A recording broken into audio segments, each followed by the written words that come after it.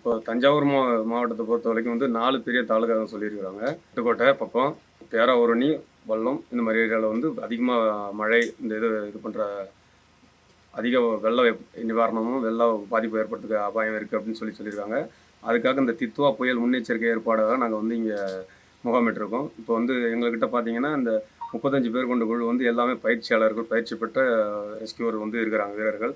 அவங்க வந்து இப்போ மழை காலத்தில் வந்து அவசரமாக இது பண்ணணும்னா பொதுமக்களுக்கு பாதிப்பு ஏற்படாத வகையில் அவங்கள வந்து மீட்கக்கூடிய வகையில் ஃப்ளட் ரெஸ்கியூ எக்யூப்மெண்ட்ஸ் எல்லாம் இருக்குது, போட்டு இதெல்லாம் இருக்குது. அதே போல் புயல் காரணமாக மரம் எங்கும் விழுந்தாலோ, இல்லை வீட்டின் சுவர் இடிந்து விழுந்தாலோ, இல்லை வீடு எதுவும் இங்கிருந்து விழுந்தாலோ அது கட் பண்ணி அதை அப்புறப்படுத்தி சுவர் மட்டும் இருக்கிற இதெல்லாம் அப்புறப்படுத்தி மக்களை மீட்கக்கூடிய கட்டிங் எக்யூப்மெண்ட்ஸ், செயின் சாராட்சா போன்ற எக்யூப்மெண்ட்ஸ் எல்லாம் எடுத்துகிட்டு வந்திருக்கோம். அதே போல் முதலுதவி கொடுக்கக்கூடிய ஃபர்ஸ்ட் எய்ட் எக்யூப்மெண்ட்ஸ் எல்லாமே நம்மகிட்ட இருக்குது.